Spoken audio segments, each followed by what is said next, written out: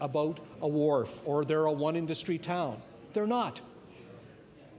Metro is where the bulk of the population lives, and Halifax-Chebucto is a typical residential constituency. This is the heart of Metro right here that I represent. And I'll tell you what they're concerned about. They're concerned about a whole range of issues in a general way, but they share that view that they want the government services that they pay for. The one that they're particularly focused on at the moment is education, because they see this as the area of the greatest failing of this government over the 4 years that they have endured this government.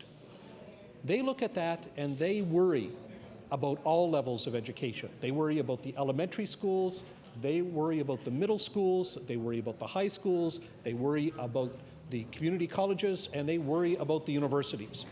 They're worried about the quality, and they're worried when it comes to post-secondary education about the cost. This is something that is an enormous concern to them, particularly in the high school level. Many of them have children who are about at that level, and if not there, then they will be soon. They know that there's going to be one combined high school on the peninsula, but they want a high school of good quality, just as they want good quality in their education system from P all the way through to 12 and in postgraduate undertakings after that. They're following this in great detail. That, I think, is the heart of what it is that they're looking for. And in this time of spring and renewal, Mr. Speaker, I think we should turn our minds to effective ways of delivering that to them. Thank you very much for your attention. Now, member for Cape Breton West. Thank you, Mr. Speaker. Mr. Speaker, my dissertation today on going into supply is with regards to a particular project that I believe is a very worthy project. It's on the issue of economic development. It's an issue that is being put forth by the Eskasoni First Nation, and it's with regards to a wind energy plan that they have so as to become more economically independent, self-sustaining, and hopefully, Mr. Speaker, to be able to further itself to the level of independence and self-sustainability that I believe that all members of this House would certainly support, as do the people of Nova Scotia would. Mr. Speaker, in support of this particular economic development initiative, the Eskasoni Band Council would essentially like to construct, own, and operate a wind energy generating system consisting of an approximate number of wind turbines, 2 or 3, depending upon the final analysis of the testing that's being done on the mountaintop just above their community. In short term, Mr. Speaker, this project would supply or result in the creation of jobs during construction, bolster the local economy both directly in terms of construction companies, tradespeople, and so on, and indirectly through security, hospitality, community education, and so on. In the long term, it will provide a valuable source of certified green energy production as committed to by the federal government as a signatory to the Kyoto Protocol. Other federal initiatives in the areas of climate change and global warming are also supported directly through this project, Mr. Speaker.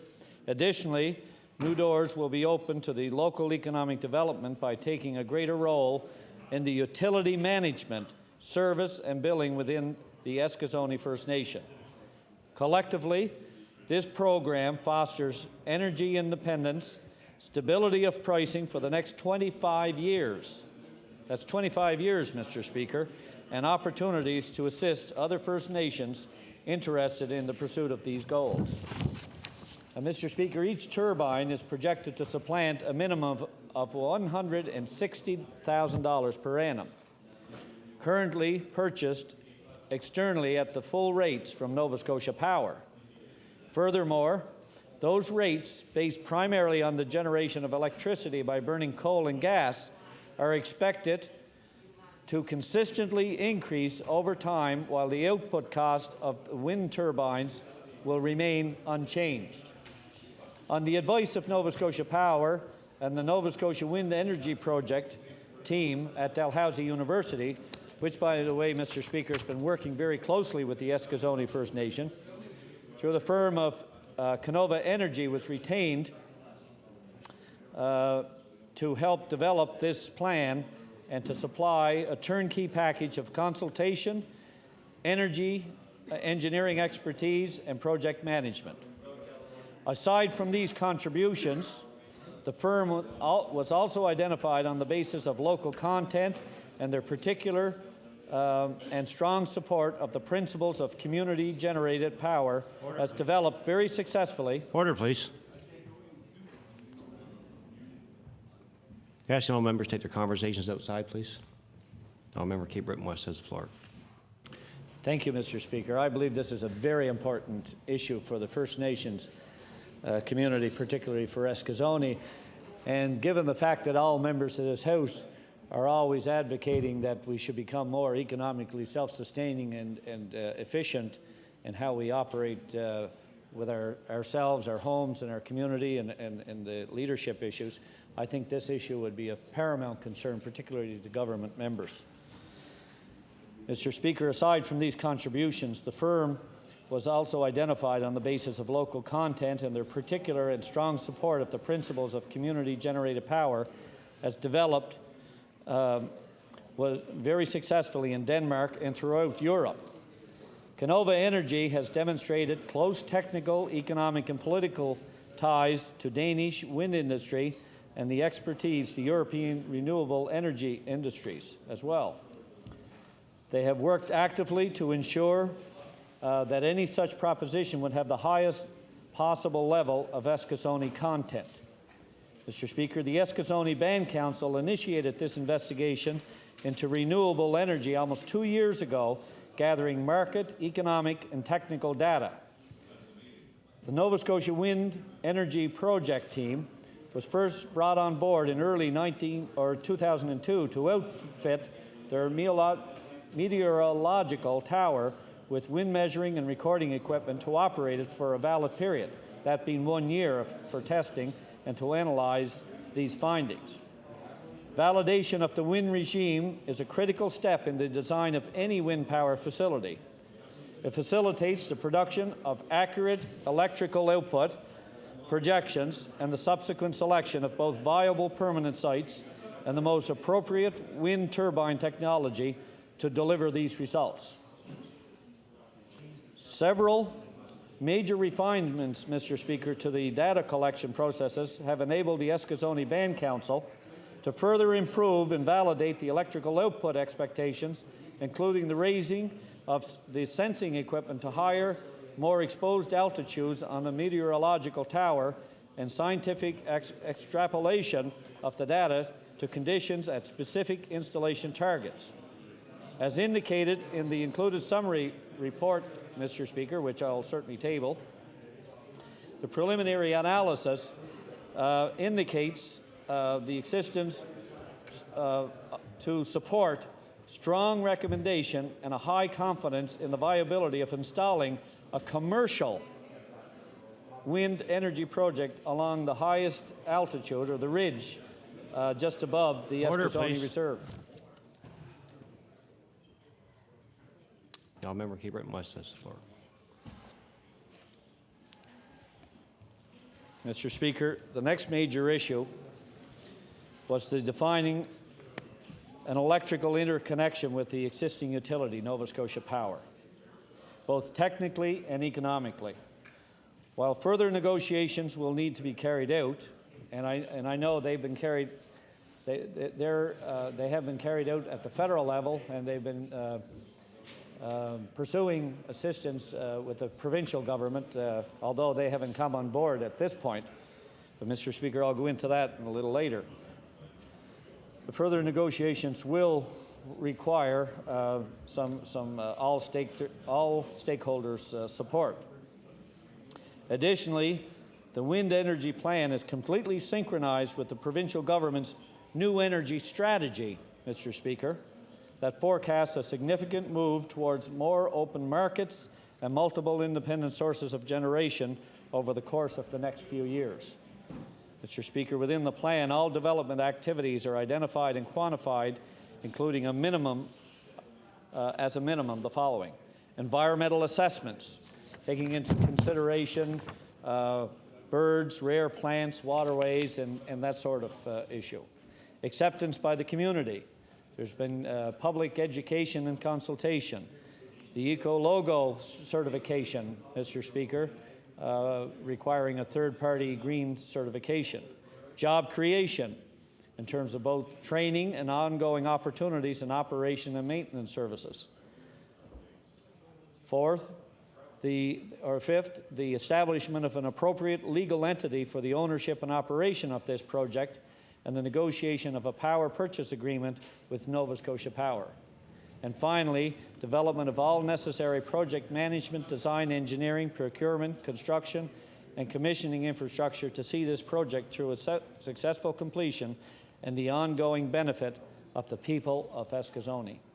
Lastly, Mr. Speaker, all considerations of technology comparison, selection, and procurement have been completed, and the final recommendations for these and all other issues of project construction and management are contained in the plan that has been submitted both to the federal government and to the provincial government. And Mr. Speaker, that's essentially the message that was conveyed by Chief Blair Francis to the various stakeholders.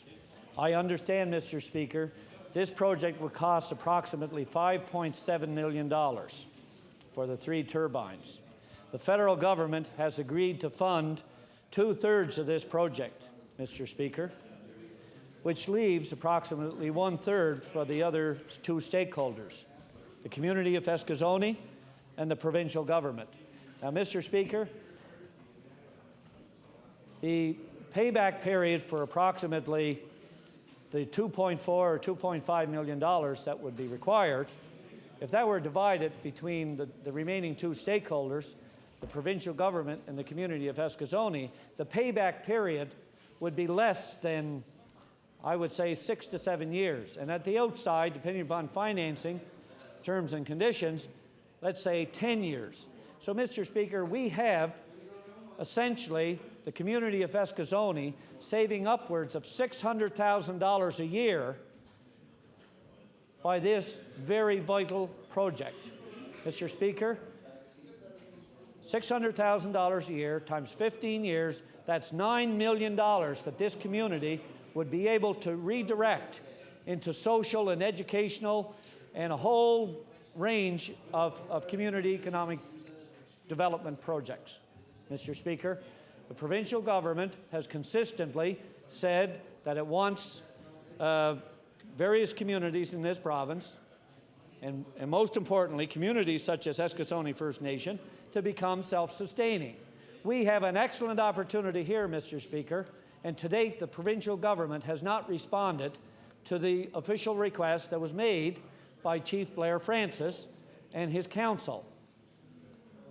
Mr. Speaker, I would ask the provincial government to give serious consideration to this project, whether it be through the Department of Economic Development, whether it be through the Department of Energy, whether it be through the Office of the Minister responsible for Aboriginal Affairs, or whether it be through the Premier's office, Mr. Speaker. It doesn't matter. The bottom line is we have an opportunity to save money for this community. And it could serve as a model, Mr. Speaker, for many other communities across the province. Because if you look at the total number of wind turbines that Nova Scotia Power has, and you compare this to what they have, this provides a greater service of electrical needs than Nova Scotia is providing through the initial pilot projects that they have up and running. Not only that, Mr. Speaker, but the provincial government collects, now I stand to be corrected on the exact figure, but they collect on transfer payments approximately $2,204 for every Nova Scotian from the federal government each year. And that's true for individuals living in native communities, Mr. Speaker, across this province, whether it be Eskasoni, Membertou, or what have you, Mr. Speaker. But the provincial government collects that money, but it doesn't provide any services to the native community of Nova Scotia. Now, I know there are a whole variety of issues that could be attached to the federal-provincial responsibilities and relationships back and forth. But by golly, Mr. Speaker, the federal government ultimately pays for health care as part of that federal government, Department of Indian Native Affairs responsibility to the native community. Same with education, a lot of other infrastructure things. And we expect the native communities to become self-sustaining, but here's an opportunity, and what's happening? The provincial government is dragging its feet. Why? Why is it collecting? If you took $2,204 multiplied by the total number of people from the First Nations community in Nova Scotia, we're looking at the provincial government collecting over a period of years since this entire the inception of transfers, tens of millions of dollars, and what are they giving back? They don't want patronizing comments, Mr. Speaker. They need real, genuine support to help them become self-sustaining. That's all they're asking for. Same as any other community, same as any municipality, same as any private corporation, same as any non-profit organization. Mr. Speaker, we should treat all Nova Scotians the same. We should give them the support and the respect that they deserve by supporting this vital initiative. Thank you, Mr. Speaker. Member Colchester, Muscatine Valley. Thank you very much, Mr. Speaker. And Mr. Speaker, once again at this time, it's a great honor and privilege to rise in my place, the home of the first responsible government in the British Empire. And I indicated earlier that I was very pleased, extremely honored that members observed on the opening of this session of the Assembly.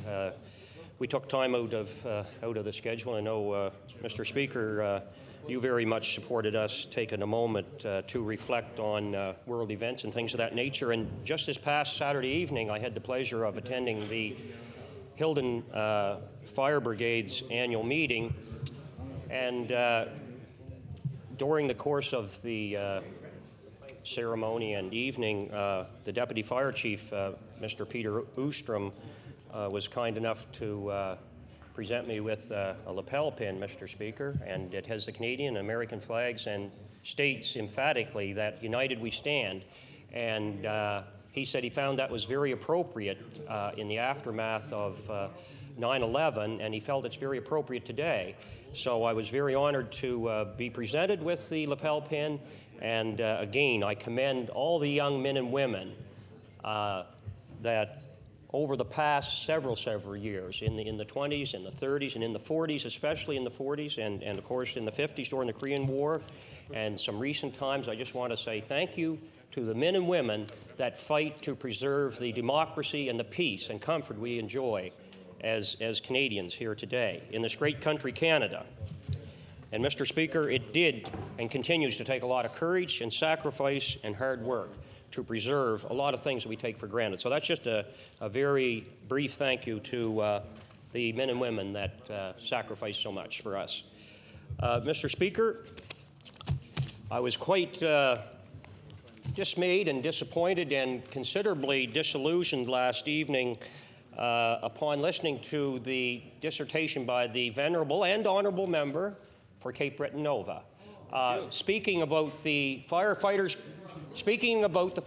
Compensation Act, because, Mr. Speaker, like I indicated earlier, having been in this legislature for nigh on 10 years, this government, the John Ham government, the Progressive Conservative government, and this caucus has done more for the volunteer firefighters in the province of Nova Scotia than any government in recent time, Mr. Speaker.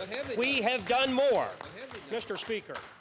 Now, the role of the Fire Marshal's office, as you know, Mr. Speaker, is within the jurisdiction of the Department of Environment and Labour, the Honourable Minister.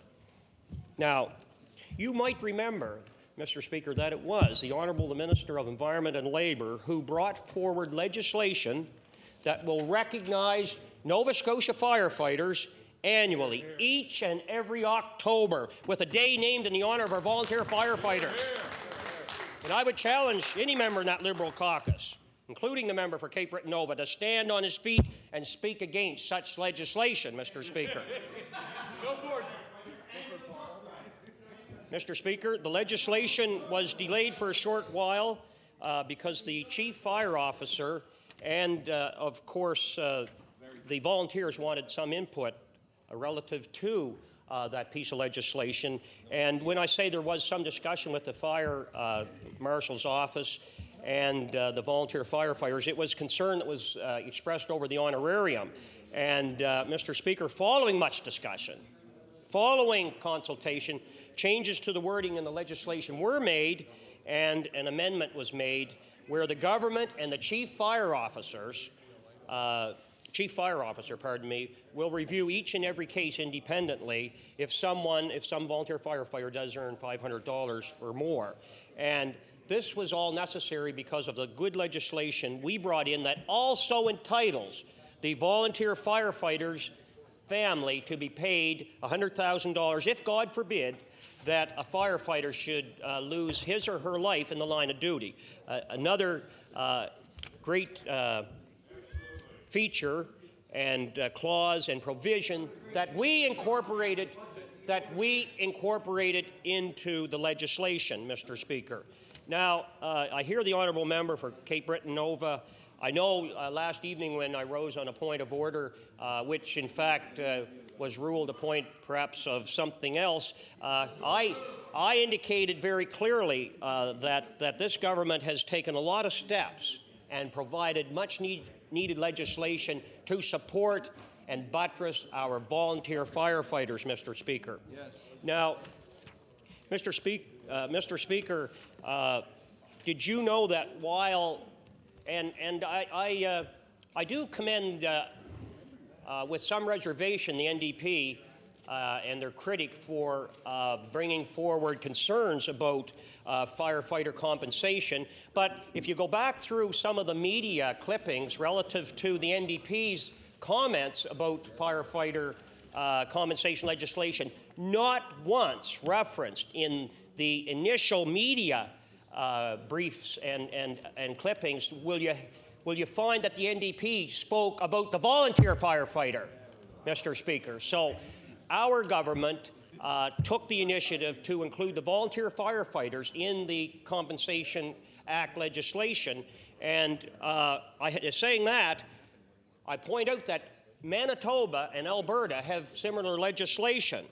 But listen to this. Nova Scotia will be the first jurisdiction, Mr. Speaker, to cover volunteers. Get that, honourable member for Cape Breton Nova. Nova Scotia will be the first jurisdiction to cover volunteer firefighters, Mr. Speaker.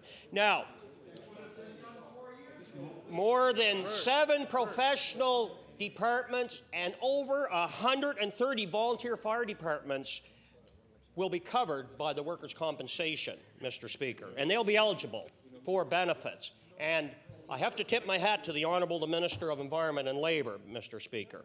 And we know that with the increased incidence of exposure to chemical-based products and things of that nature, that it's good sense legislation. And like I say, I do certainly recognize, and I think my government has already acknowledged publicly that while the NDP nipped around the periphery of some type of coverage, we took the initiative to cover the volunteer firefighters, Mr. Speaker, and it's somewhat,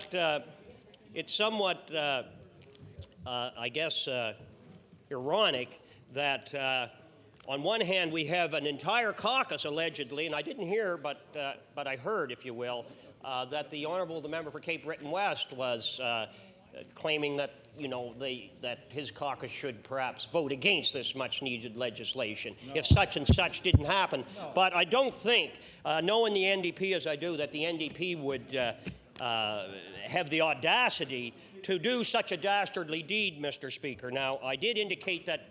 Order, please. Order, please.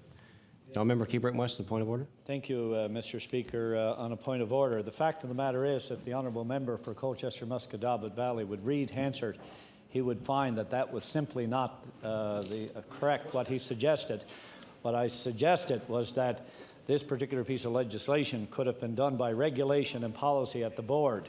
At no point in time did I ever suggest that we would not support it, but rather that amendment should be put in to improve it so that the 3,000 volunteer firefighters in this province that don't receive coverage will receive coverage. Order, please. Not a point of order, but a disagreement of facts between two members. The honourable member Colchester Muscataba Valley has the floor. For that very appropriate ruling. Mr. Speaker, our government was also pleased to bring forward legislation exempting volunteers from court action, unless it, provided that they carried out, I guess, due diligence in the course of action in responding to concerns related to their volunteer status with their fire departments. It was this government that brought forward that legislation, and I believe even at that time the Liberal caucus might have just supported it, Mr. Speaker. And it was also great that almost immediately upon taking office in 1999, we were able to save some more money, so to speak, for the volunteer firefighters by introducing free license plates, Mr. Speaker, for the volunteer firefighters. Well, the Liberals spout off all the time about this being their measure. When we were in opposition, we kept pressing the issue.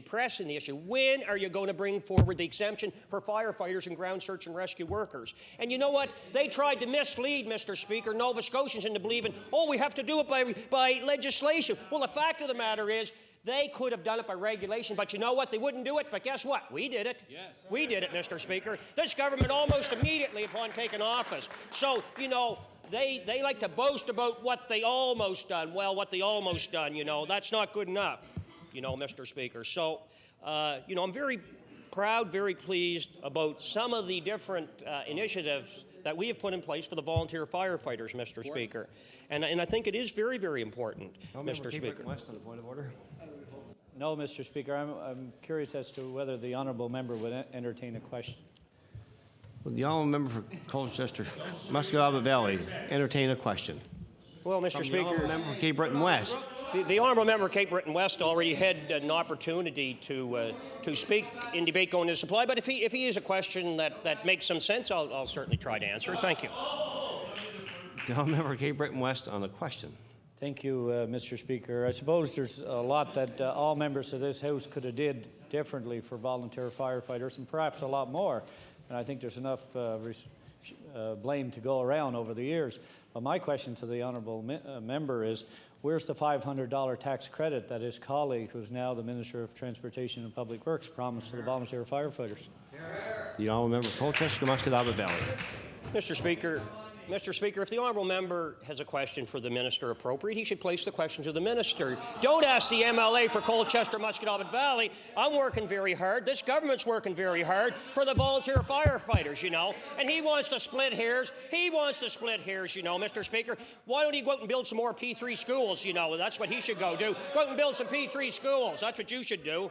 Mr. Speaker, it's absolutely ridiculous that he would eat the clock up with nonsensical questions like that, knowing full well that this government has done a lot for the volunteer firefighters, and we will continue to do a lot for the volunteer firefighters. But to stand up like the honourable members did last evening and hypothesize and daydream about what might happen. If a firefighter makes $100,000, they may not be covered. If they make $100,000, they might be covered, and all that type of claptrap, Mr. Speaker, that was just disgraceful last night. What they were doing, Mr. Speaker, it was an attempt to filibuster, and I was very pleased, Mr. Speaker, that you gave the honourable member for Cape Breton, you referenced the fact that he used to be a speaker in this wonderful, beautiful chamber, the home of the first responsible government in the British Empire, that honourable member, as a speaker, you advised him that he should know full well that he's reading from the bill. He was reading. A member with 30 or 31, 35 years, how many years experience it is, Mr. Speaker, and you had to tell him,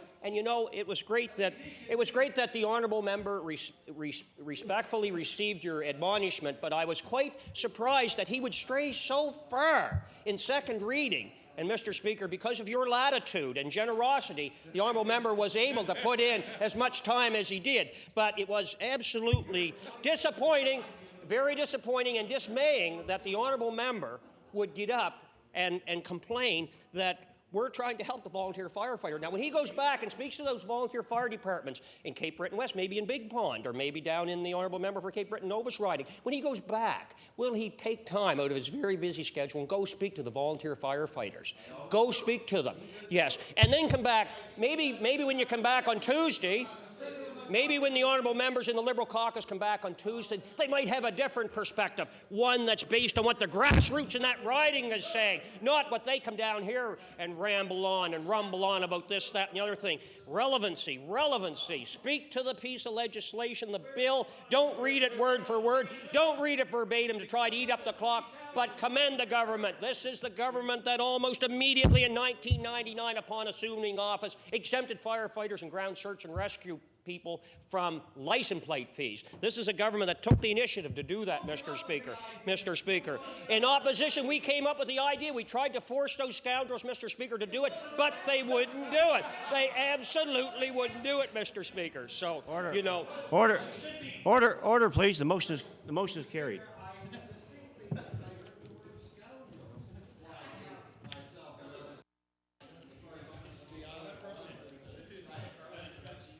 Order, please. Order. I'd like to call the Committee on Estimates of the Department of Health to order, and the Minister will wait for your staff to take their seats.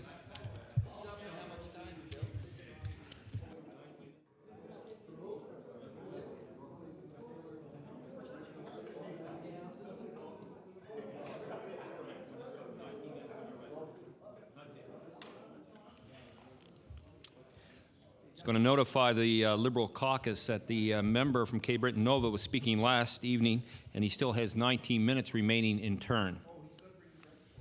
No, Minister, excuse me, member. Are you ready, or do you want to wait for your staff? Come on, James. Come on, you're playing it wrong. Yep, I'm on the way now. Thank you, member. The minister is very interested in hearing what you have to say, so we're going to allow you to start your time now. So the member from Cape Breton Nova has the floor, directing the question to the minister. Thank you, Mr. Chair. Mr. Chair, I don't want to be distracted by what we just heard from the honourable member for Colchester-Musquedoboit Valley. I don't think I am a scoundrel, and whether my point of order was taken by the Speaker or not before he left the chair, I want to insist, sir, that I am not a scoundrel, nor, I think, are any of the honourable members of this House. Now, I am asked to speak on the health estimates for 19 minutes, so I better get to it.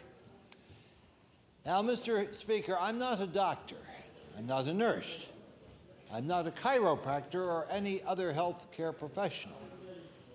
I guess I'm what you would call a lay person, but that doesn't mean that I don't know the health care system. I've had some personal experience with it, but I don't want to get into that. Thank God those days are behind me, at least I hope.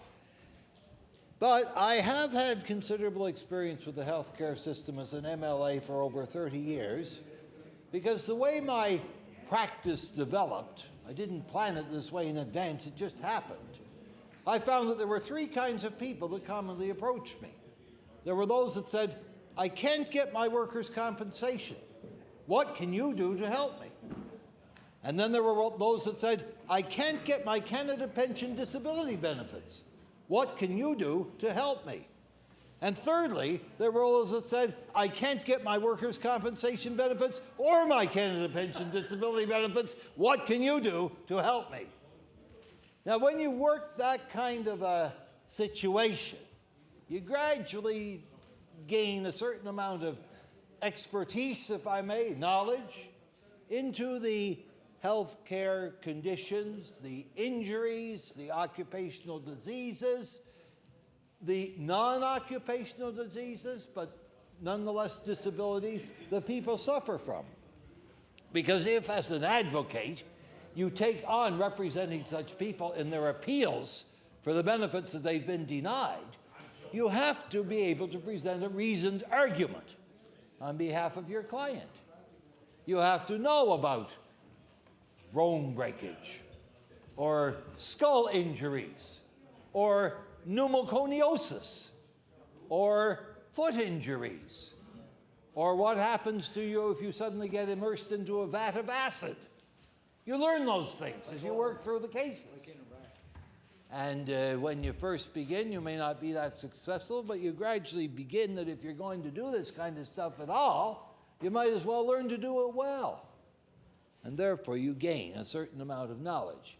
I've been told by Peter Smith, who's the commissioner of the Canada Pension Review Tribunals, who I know personally have for many years because I met him at St. FX many years ago, and we've kept in touch ever since.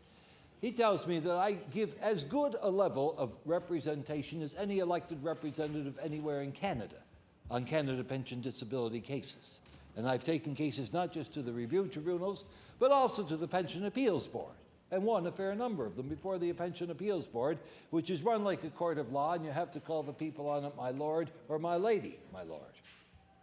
Mr. Chair, I mean.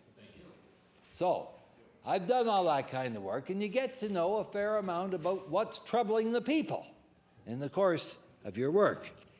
Indeed, Mr. Chair, even my enemies have depicted me as a person that mainly works on workers' compensation and Canada pension cases. I have here a letter to the editor from the Cape Breton Post, April 11th, by John Murphy of Sydney, who criticizes me at great length, concluding with, "I think it's time for the old warhorse to go to pasture." I'll table this. And he also criticizes the Paul MacEwan School of Political Espionage, which is one of the best schools going, Mr. Chair. He should know that. This fellow is so plugged into the NDP, although he calls himself a liberal, that he has minute-by-minute knowledge of the NDP candidate's whereabouts, and can tell you that at 2:24 he was here, but at 2:26 he was there. Yes. And this opponent of mine, this critic, under the heading of espionage falls short, states Cape Breton Nova needs more than an MLA who fills out Canada pension applications, workers' compensation forms, and so forth, unquote. Table that.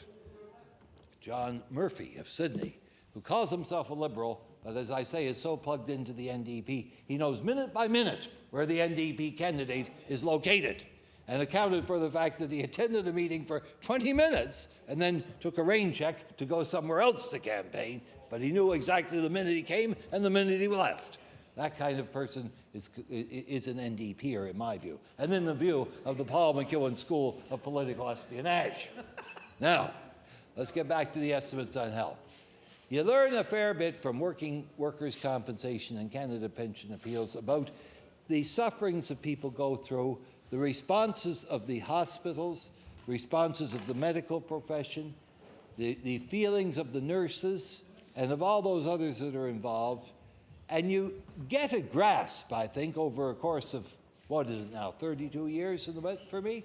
You get a grasp of their basic feelings. Besides, these people will talk to you.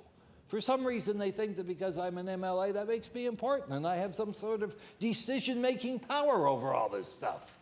Well, perhaps I did when my party was in power to a greater extent than I do today. But yes, it's true I can raise in this committee or in the House issues of concern and report on things that I've been told by what I consider to be qualified witnesses, experts perhaps in the field. I've gotten to know a good number of doctors. I've gotten to know a good number of healthcare professionals. I've even gotten to know one doctor, Dr. Ivar Mendez, who has 2 doctorates. He has an MD and he has a PhD. Both, yes. He was especially impressed with my knowledge of the history of Bolivia.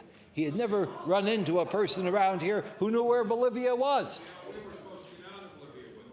Well, I told him I had a colleague that sat in the house with me right behind you that was born and brought up in Bolivia. So for that reason, I had some knowledge of the place. Yeah. But I'm not trying to give you a list of the doctors that I know. I'm just trying to form an overview of their concerns. And yes, there is ongoing concern about the welfare of our health care delivery system. There's no question about that. By those that work in it and by those that are served by it. I pointed out before that 1/4 of our provincial budget goes into health. There's no other department that you can say that of. Not debt reduction for sure, not education, not transportation, not community services, not any of the rest of them. not even the budget of the office of the Speaker, although I was in charge of that myself for 3.5 years. So, if it's a quarter of all tax dollars spent and the biggest department, it must therefore be the number one concern of any government, not just the Tory government. And polls that have been taken very recently that are only known to those that are in the Paul McEwen School of Espionage will identify health care as the number one issue of concern among the public. When people are phoned and asked, what do you think is the most important concern to the provincial government of Nova Scotia? They all reply, not all, but the majority, the greatest number, health care. Number 2 is education. And number 3 is roads. And we will hear about roads at 6 o'clock because I didn't win the late show debate today, but I was asked by the winner if I would take it for him. And so at 6 o'clock, you can hear me again on roads. Now, with healthcare such an important concern, it stands to reason that the government must be judged by how it has performed on this vital test. It's just like on a report card at school. There are compulsory subjects and there are non-compulsories. You know, and if you made 49 in music, well, you can still get through. But if you made 49 in whatever compulsory subjects they have nowadays, when I went it was 4 or 5 or 6, and nowadays I'm not sure what it is. But anyway, if there are such things as compulsory subjects, you have to pass them if you're going to pass. And the government's report card is just about due. It will be put to the test on election day. And subject number 1, the most important subject of all, is health care. What have you done on health care? Oh, they failed. Oh, I know they failed because they said they'd close the steel plant at Sydney and save all kinds of money by doing that. And with these extra dollars, they were going to pump them into additional health care facilities. Beds. Beds. B-E-D-S. That's how you spell it. Now, have they done it? I think the statistics show that the number of health care beds in Nova Scotia today is a bit less than when they took over government in 1999. Now, Dr. Smith knows more about this than I do. Is that so? Well, he thinks so. I see the head going up and down and not that way. Oh, you've heard me say that not once, but many times. Our government kept the steel plant open. Our government kept the steel plant running to the day we left office. That's a matter of historical fact. And when the Tories came to power on the slogan, "We shall close the steel plant," lo and behold, they did. That's also a matter of historic record. And I think the people of the Sydney area will vote on that on election day because they haven't been disenfranchised. And I think that has something to do, Mr. Chair, with the fact that the Tory party in Nova Scotia is the weakest in industrial Cape Breton. And in Cape Breton South, in Cape Breton Nova, in Cape Breton Centre, and in Glace Bay, in those 4 ridings, only those 4, the Tory candidates that run will all lose their deposits. Doesn't matter to the minister over there, the minister from Truro Bible Hill. But the Tory candidates that run against me or my candidate that I'm sponsoring, and the runs against the member for Cape Breton South, the member for Glace Bay, and the member for Cape Breton Centre will all lose their deposits. Doesn't matter who they are. If they bring out, Dr. Einstein, I'm not referring to Epstein. If they bring out Dr. Einstein, or if they bring out General, I don't know who, some general in the army, it doesn't matter. They could bring out John F. Kennedy, I suppose, and they still wouldn't be able to save their deposits because they're running on the wrong ticket, the Tory ticket. Why is the Tory ticket wrong? Because the Tories closed the steel plant. That's why it's wrong, among all other things. They did many other things than that. But they did close the steel plant. They put hundreds of people out of work directly, thousands indirectly, provided nothing to replace it. Maybe, all right, that's not true. They provided call centers at the minimum wage or slightly above the minimum wage to replace the steel plant. That's true. That's true. And what do you want to hear about Cecil? Cecil's on the other side of the harbour. I can't explain it. That's the whole point. I can't. Now, getting back to where I was, Mr. Speaker, The fact is that their record has come to haunt them in a way that candidate recruitment in those 4 ridings is just not a non-issue. They will put names on the ballot, yes, to satisfy the need for 52 candidates. But they have no hope whatever of electing them. Also, they have no hope of electing anybody in Cape Breton West.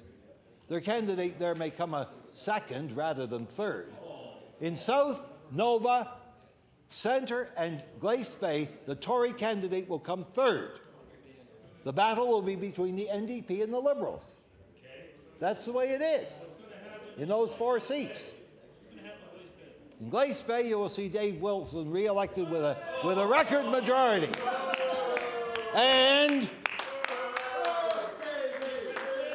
And you will see Catman doing very poorly.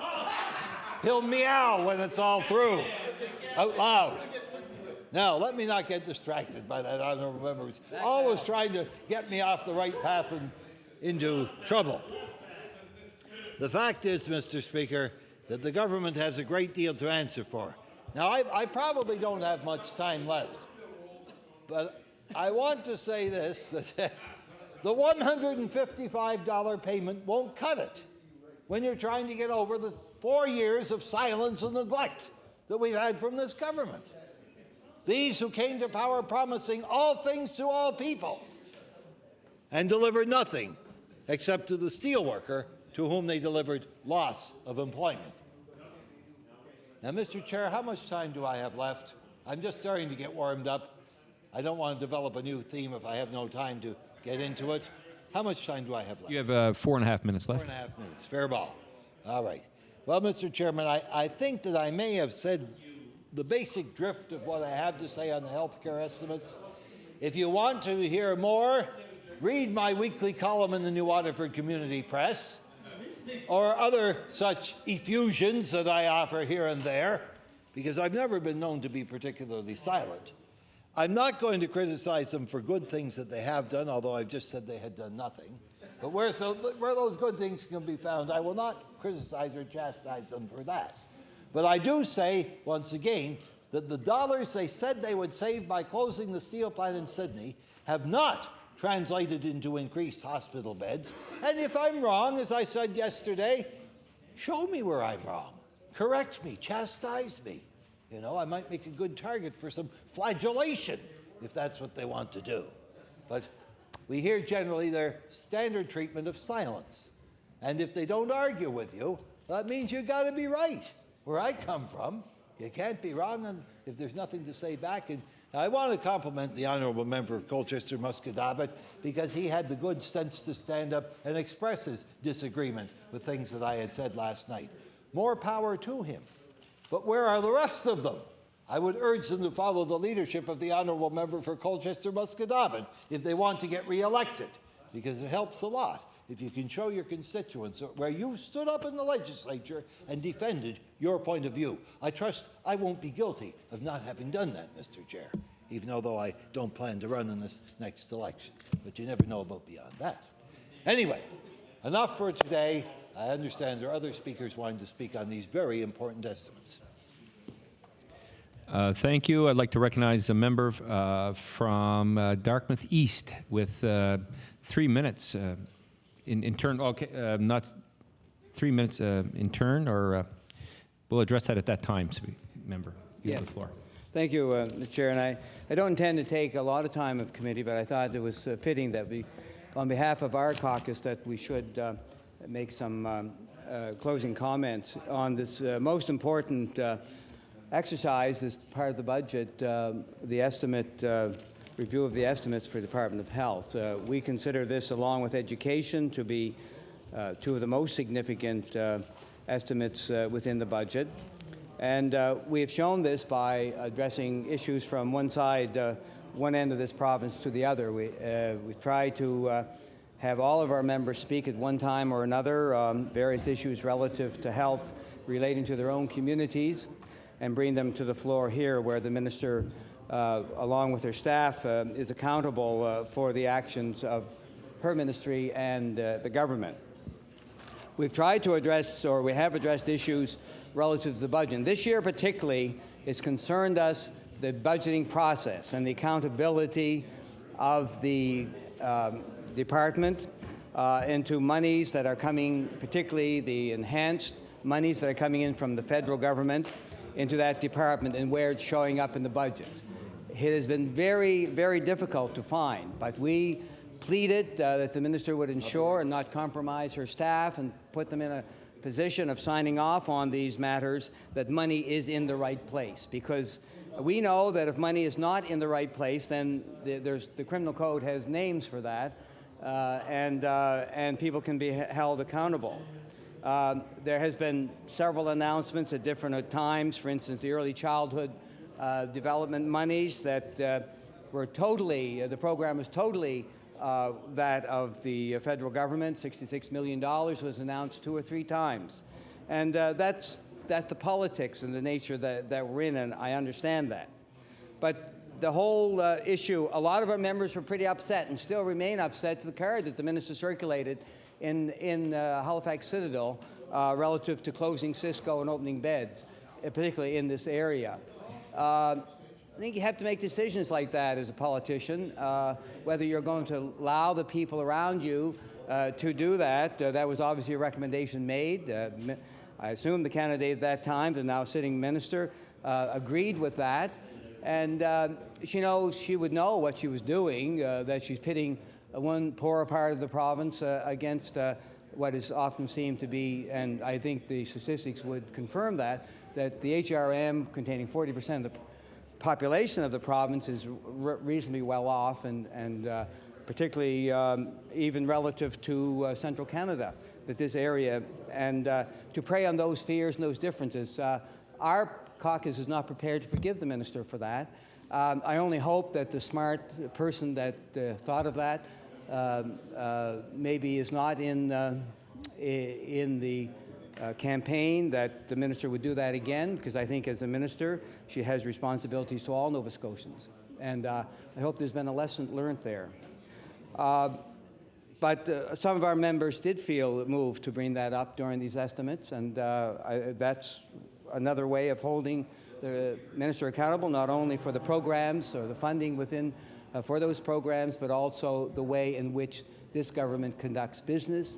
And because I think when issues like this diminish the level of functioning of all politicians, then all politicians suffer for that. And it just gives the cynics, whether that be within the media or within the community in general, another reason to say, well, that's politicians, that's okay. I don't think that type of behavior is acceptable. The federal government has been very generous in the last while. I envy the ministers. When I had the opportunity to be a minister of health, it wasn't going quite so smoothly. There were cutbacks, and they continue to impact on our government particularly. I think our Premier Russell McClellan particularly felt, after the time he had spent at Ottawa, I think he probably felt he may have a little what he considered to be fair treatment. That was not forthcoming for the government at that time. And I think he always felt disappointed and let down by the federal government that were cutbacks were happening. And you have to do some things, Mr. Chair, that you would rather not do. And the other thing is you're unable to do things that you would do under circumstances that were a little more liquid if the funds coming was more liquid. So I guess the whole issue is that this government has probably received over $500 million extra, probably very similar to the amount that we in our health investment fund. We were struggling, trying to figure out a way how to fund for the need, how to have a plan, both information systems, coordination of primary care programs, long-term care, home care, independent living programs, those types. How do you put that together? And that was the way that we saw it. We thought it was an honest proposal, but obviously both the then third party and the opposition, or which was then a minority government, saw fit to bring down the government. We stand by that. If we had to do it again, yes, we'd do it again. And but I just hope that other people in this legislature don't have to serve in a minority government again. I think that was the worst experience of my life, or my political life, to be involved in minority government, depending on If you did the good things, you weren't allowed to do it, and any actions at all pretty well were criticized. So we were compromised, and it's probably just as well that the government fell after a year, because I think it gave at least the government a clear mandate to eventually be held accountable for the actions. So, Mr. Chair, could I understand how much time I have left, or what's the mechanism that we shall proceed Yes, with? member, earlier I was going to cut you off when you only had 3 minutes left in turn, but the NDP caucus are finished with their questions to the Minister of Health. So by right, you're allowed in turn 1 hour. Well, I shan't take that long, Mr. Chair, but I will just take a few minutes, because I want to summarize some of the activities. There were some matters that, speaking relative to the federal government, the open letter that the union, the Nova Scotia Government Employees Union, wrote to this minister, and I'll just read it in the record. This is signed by Ian Johnston, and this is following the First Minister's meeting, or just prior to. I think this is following it. Furthermore, we are disappointed. This is a letter to them, to the Minister of Health, Honourable Jane Purvis. Furthermore, we are disappointed with your apparent inaction on the key concerns that we raised with you in your letter of February 3rd and during the joint media conference that was held on that day. We asked you to take a strong position at the First Minister's meeting to help protect and enhance Medicare by pushing for the full implementation of the Romano Commission report for federal funding to increase to 25% of the public health care spending, for full accountability and transparency for health care spending, and for public funding to be invested in the delivery of nonprofit health care services. If you did so, this certainly did not seem to have been mentioned by you since the First Minister's meeting or have been reported by the media. And I'll just conclude this letter. We are looking forward to attending or hearing from your meeting of March the 20th and to seek your explanation of apparent silence on the issues raised that we raised with you. As indicated recently, with a 12-hour waiting time for some patients at QE2 Emergency Department, we believe public health care remains a critical condition as a result of the accord and the budget. So this goes on and on, Mr. Chair, and it's signed by Ian Johnston, for Rick Clark, Joan Jessam, and the list goes on. And I imagine that's been tabled, but I'd be. Could I have a copy of that? Retain a copy, please.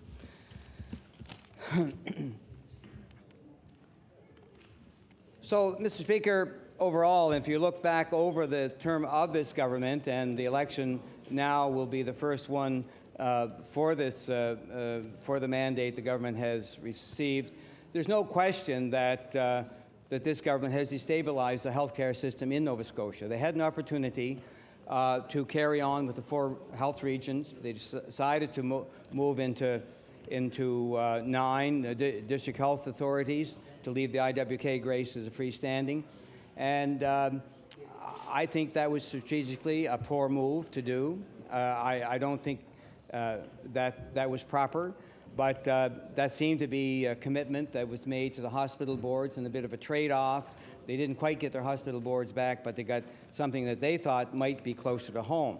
But in the district health authorities, we haven't gone over them during the estimates, but I briefly want to say if you compare the forecast of this year, which is really the most up-to-date figures we have, to the estimates, and you go down the list of District Health Authority 1, the total budget increase, and we're here about 7% across the board. If you compare the forecast to the estimates, the District Health, the South Shore area will receive 2.8%, the Southwest Nova District 3.3%, the Valley will receive 4.8%, Colchester East Hants 2.5%, 15%, the Cumberland District 6%, Pictou County 0.2%, Guysborough Antigonish straight 5.4%, Cape Breton District Health Authority 4.7%, and the Capital Region 0.9%, Mr. Speaker. So when we question the accountability of all this and how this will spin out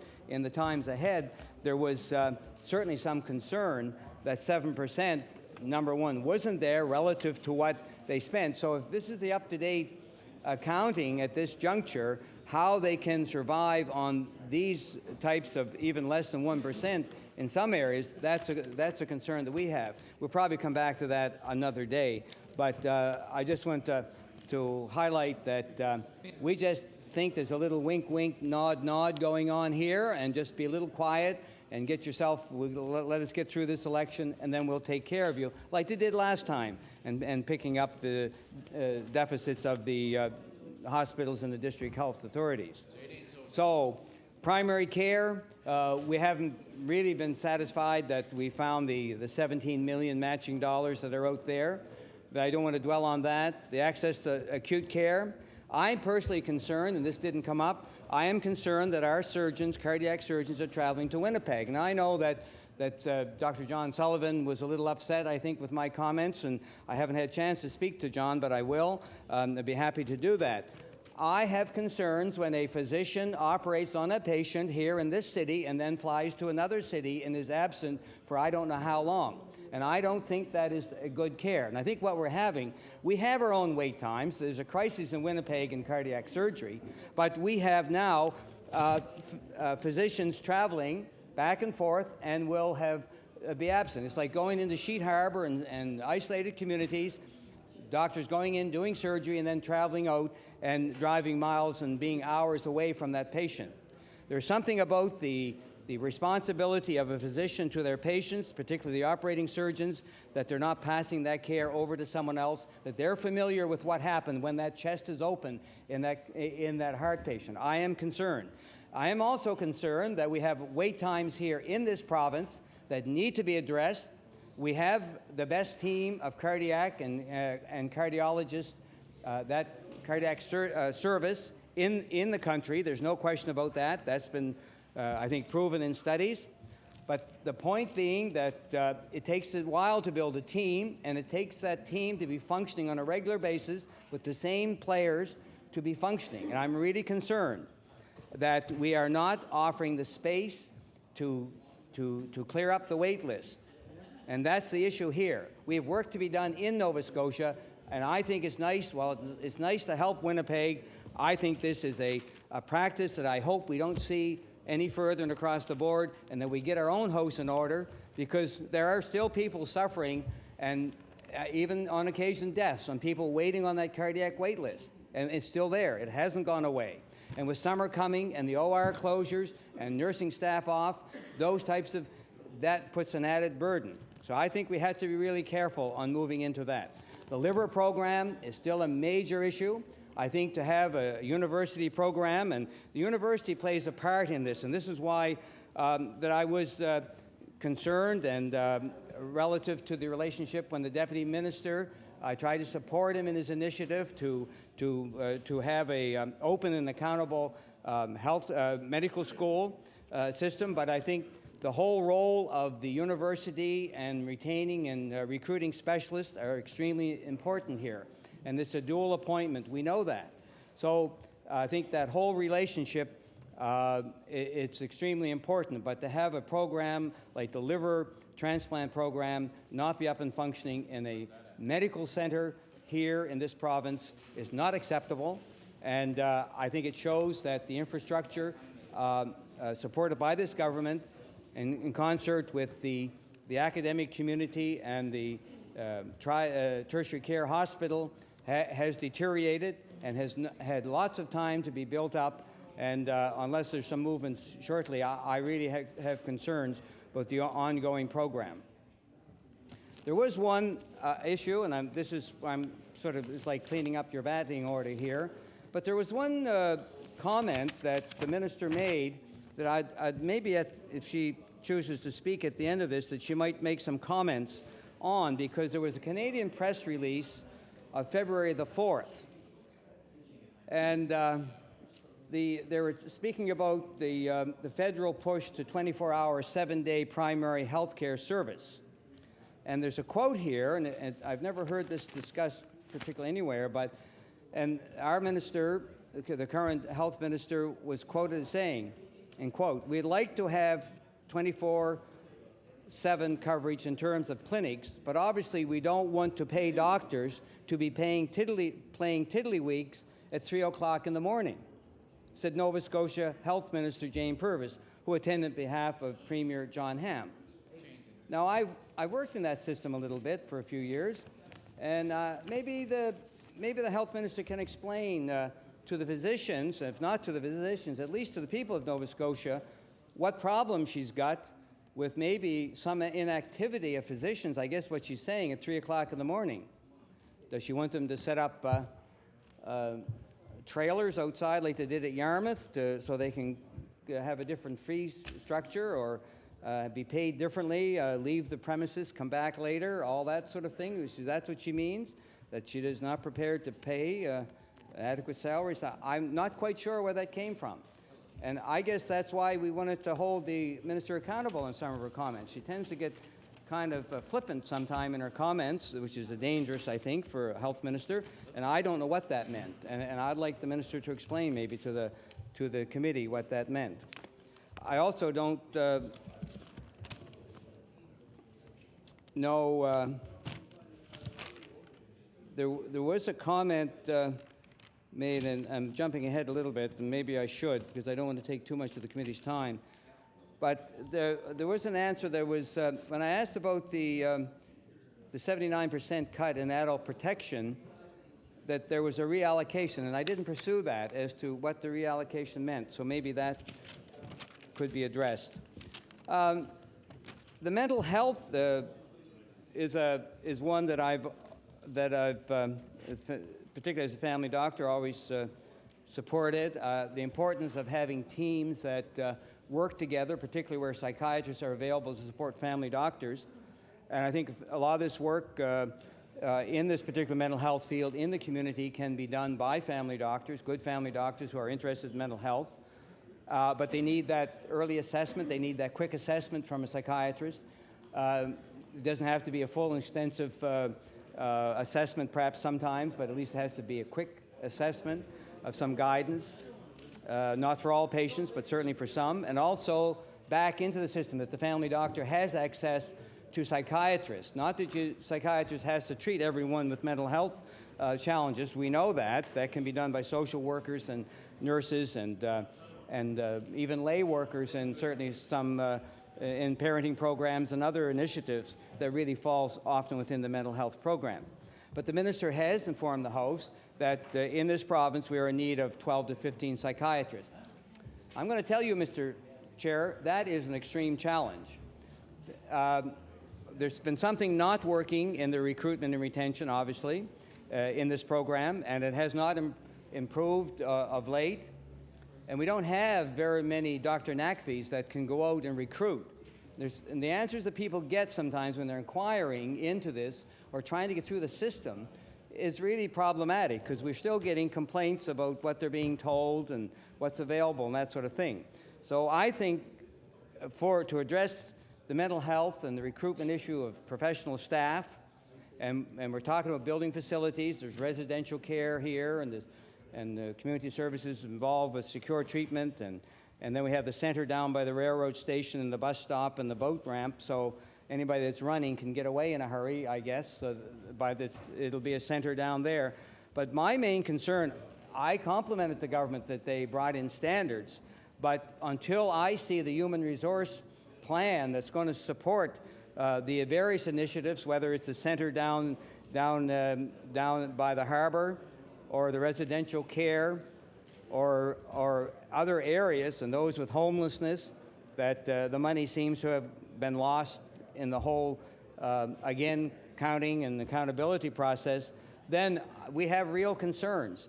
And if your psychiatrist, which is by one part of the healthcare team in mental health, we need 12 or 15 of those to make any sort of an integrated, comprehensive program in mental health, then we've got some major issues. And I guess from this side of the House, we want to say we'd like to see more of what that plan looks like. Standards are great. Where's the not necessarily just the plan, but where's the human resources support for that? Relationship with community services still remains a problem in this province between the Department of Health.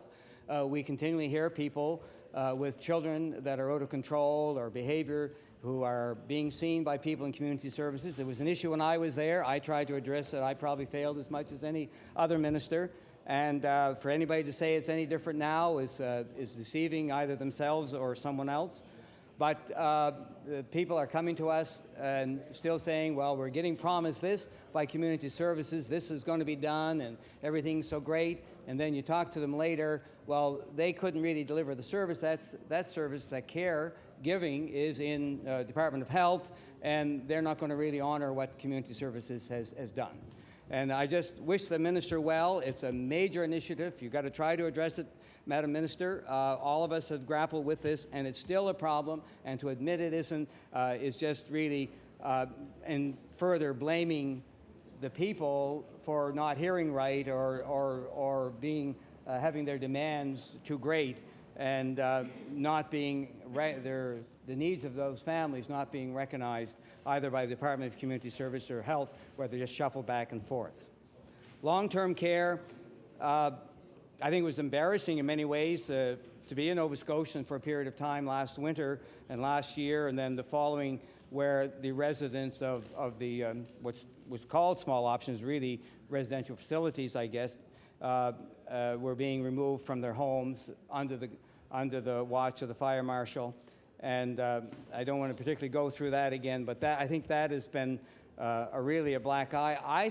Our concern, as we look through all of that, and you look at what has happened there, and what continues to happen, is that there tends to be a trend through with disabled persons, with our seniors and others, to put people in larger compounds, to put them in larger facilities. And the people that I met in the Bridgewater community, in the Cook Villa particularly, and these were good people, that they had taken their parents out of some of the larger urban settings and nursing homes because they were unsafe. Bad things were happening to them. They weren't receiving, in their opinion, whether right or wrong, adequate care, and they were concerned about fire because they were on the second floor where they knew they wouldn't get the people out had a fire started. Now they had sprinklers and whatever and all that. That didn't satisfy the people that many of the people that I spoke with. So I think the whole deinstitutionalization and in the smaller options, I'm really concerned that there's not a commitment of this government to follow that community-based independent living the options away from larger. And I couldn't help but think that in the Lunenburg County particularly, and Colchester and all the other areas that this was happening, where the fire marshal was coming in and they were moving people out under, obviously in conjunction with the Department of Health, that there wasn't some move to break down the smaller units and have people go into larger facilities. It's not easy sometimes. It takes many more resources often. It's certainly no cheaper, but it's a quality of life, and I think that's the commitment. And I did speak about the adult protection issue. That's where I intended to bring that in, is at this juncture. But the independent living program needs to be done under very difficult financial circumstances. We brought in 10 areas of where a managed independent living that has not been expanded throughout the province. I think there's one vacancy now in that program. So just two other issues that I, in closing, would address. The health promotion. I think this has been so far a very dangerous situation that Department of Health has hived off with very little resources. We've seen budgets transferred. We've seen $250,000 added to a smoking program, but we have a health promotion and a strategy that we're promised that we certainly will be watching. We are very uncomfortable with it moving out away from the Department of Health into an area that so far we've just seen numbers and public relations exercise and glossy photographs and those types of warm and fuzzy things. 40% of chronic illnesses are preventable, and that's what various studies have indicated. So we're looking for that. So health promotion is more than sport and rec, although that's an integral part of the program. I think we have to see more. And I think the Department of Health should be an integral part of the Department of Health. And I think when it moves out, then the dollars have to flow, and there has to be a commitment of the government. I noticed that the minister commented on on SARS. I think I'll close with that. I think there's some interesting developments on that. I did want to compliment Acadia University and for doing what they were criticized for. I'd like to just stand up for them. I think what they did was right. We have Health Canada and other agencies saying that advising people not to travel in certain areas, to Hong Kong and some of the southern provinces of China, and yet people coming back from that area come back into the communities. The idea that someone is telling people that unless someone has a symptom, they're not contagious is probably not correct medically. And I'm surprised at that sort of thing. Don't worry about it. You'll know if somebody will have symptoms.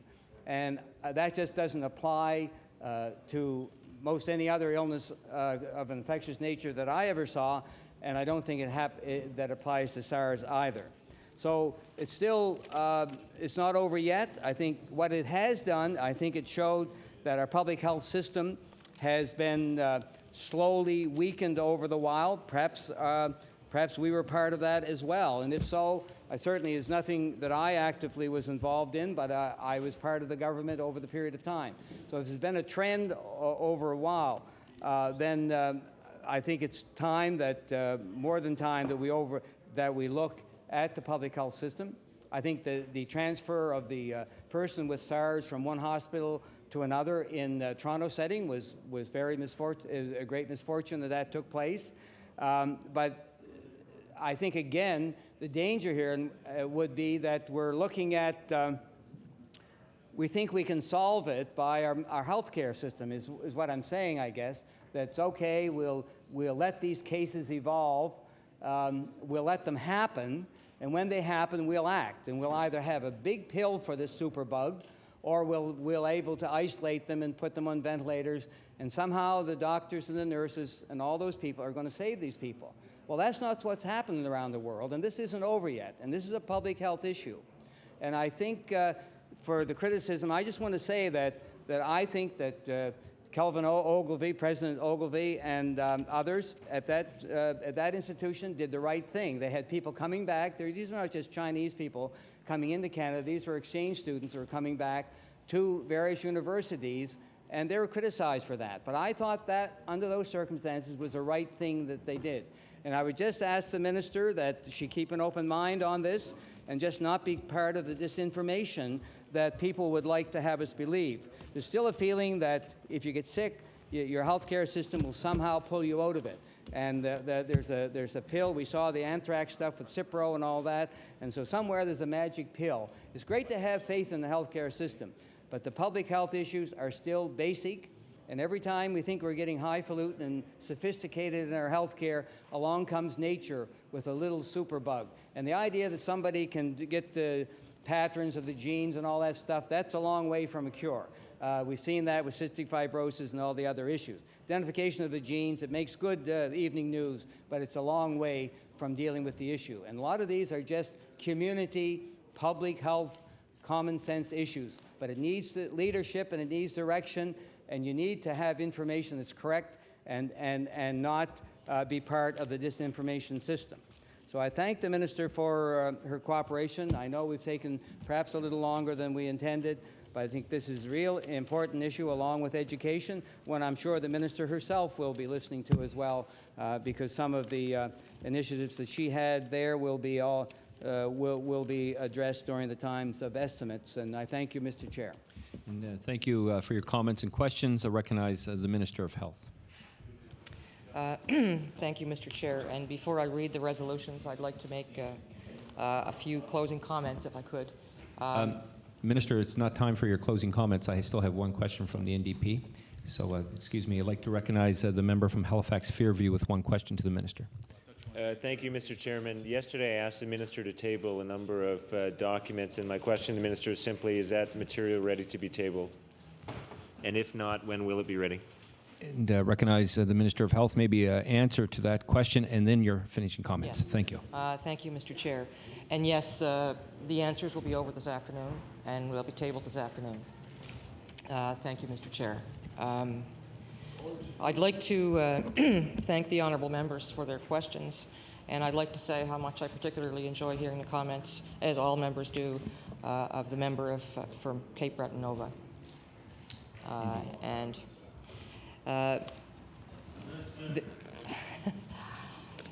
Mr. Chair, the member for Dartmouth East raised a number of issues, some of which I'd like to address here in his comments.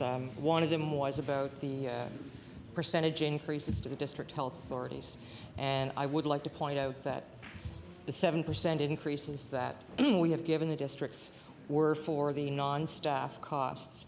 And one of the reasons that the member isn't seeing 7% in each of the lines is because not all the salary costs are in there yet, because some of the salaries are not yet negotiated. I'd also like to point out that the adult protection budget has not been cut. What we did was separate programs from operations, and $650,000 in legal costs was moved from that page to the continuing care operations page, which is page 1231 in the main estimates. There are just a few things I'd like to say about healthcare in general, and one of them is that yes, it is a huge budget. It is an amount of money that many of us, including myself, cannot really comprehend a lot of the time. More than $2 billion. So I understand why the members opposite spend the amount of time they do on the money that goes into healthcare. But this government does have as its priority healthcare, the same priority that all Nova Scotians, or most Nova Scotians, say they have, as well as the priority most Canadians say they have. And this is one of the reasons that we have, since we have come to office, put approximately $400 million more into healthcare than was there when we came in. This money, operating money, was not borrowed, but it came out of our, operating funds. And we will continue to, and all governments will have to continue to put more money every year into healthcare. And that is a reality of the aging population, new treatments, new drugs, increasing demand, and that is simply a reality. There is no fix because the demand is not going to slow down. All we can do as governments of whatever stripe is to try to have reasonable increases and to have a sustainable system so that we continue to have publicly funded Medicare, which is something that we all want and care about very much. The other thing that I'd like to say is I understand the member from Dartmouth East. I understand that when he was in this office, there were different things going on at the federal level. Even with so-called good times and money from Ottawa, it is not easy to meet the demands that people put on the healthcare system. So I can only imagine what it was like in a time when Ottawa was cutting back funding. My suggestion is that we could all take a lesson, and I have something here I will table, but I'd like to read a bit from it. And it was full-page ads put in the national newspapers at the time of the First Minister's Conference. And it was an ad encouraging all governments, now that Romano and Kirby had made their reports, for the federal government to put at least, within 2 years, pay at least 25% of the mandated costs for health care under the Canada Health Act with an escalator clause. And this document was signed by a number of prominent Canadians from all political parties. And the federal government did not do that. They came somewhere close. But the only way that we're going to achieve what we need in Canada is through all political parties continuing to press for a sustainable amount of money to go into the healthcare system. And if I could table this document, I would say that it's something that all Canadians must keep the pressure up on. Mr. Chair, a few other small things. The member from Dartmouth East mentioned SARS. There's no disinformation campaign going on here in Nova Scotia. I think he would know that public health officials have been planning for some time on how they would deal with a pandemic, and this plan has had to be slightly adapted for SARS. At this point, we have no cases or suspected cases. That, of course, does not mean that we will not have them. And I absolutely agree with the health critic for the Liberal Party that there is no magic pill that is going to solve our problems, and there is no magic pill that is going to prevent a superbug from doing a great deal of damage to human beings in Canada and the world. All we can do is plan and use our best resources to make sure that we do that these things do the least harm. That being said, I'd like to again thank the members opposite for the comments, and I'd like to read the resolutions. Number 1E9, be it resolved that a sum not exceeding $2,111,454,000 be granted to the Lieutenant Governor to defray expenses in respect of the Department of Health pursuant to the estimate. And E19, resolved that a sum not exceeding $756,000 be granted to the Lieutenant Governor to defray expenses in respect of the Nova Scotia Advisory Council on the status of women pursuant to the estimate. Thank you, Mr. Chair. Thank you. Shall the estimates as read stand? Stand. I'd like to recognize the government whip. Thank you, Mr. Chairman. I'd like to call on the estimates for the Department of Education. Thank you. I'd like to call for the estimates in the Department of Education. Minister, allow you some time to seat yourself at the front, if that's your wish, and allow your staff to be seated with you.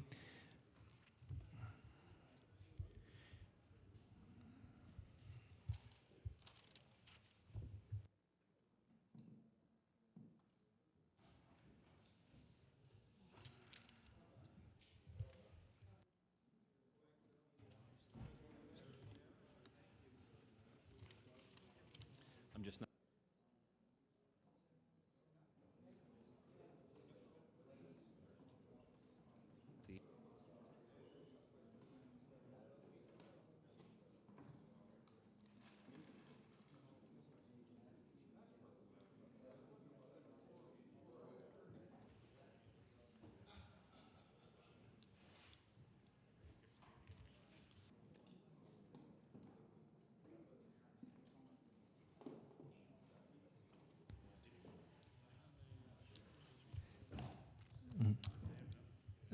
Thank you. I'd like to call the committee back to order. Minister, you have the floor. Carry on. Thank you, Mr. Chairman, members of the committee. First of all, I want to say that I appreciate the opportunity to open the estimates debate for the Department of Education. And before I get involved into the specifics of the plan for the year, I'd like to take a few moments to thank the staff of the Department of Education. In a note to staff 2 weeks ago, I acknowledged that since coming to the department, I've been very impressed with all of their good work and their solid ongoing commitment to the students of this province. And staff have significantly contributed to improvements in the education system.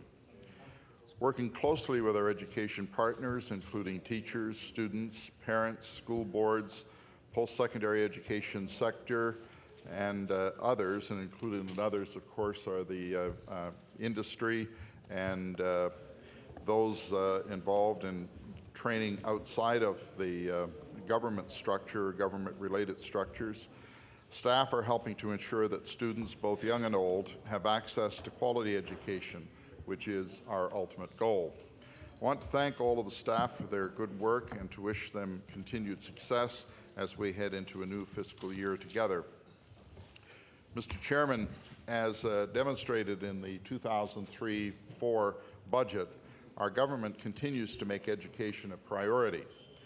the budget will allow us to build on the many successes to date. On Budget Day, media asked me what was new in the department's budget this year. And I'm pleased to stand here, Mr. Chairman, today and to tell the committee. The Department of Education's budget is increasing by $55 million this fiscal year, an increase of 5%. It means that the budgets for all the school boards will increase at a time when enrollment is declining. Significant investments have also been made in post-secondary education and in skills and learning.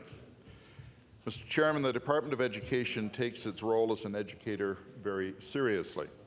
We remain committed to help all of our children to succeed in school.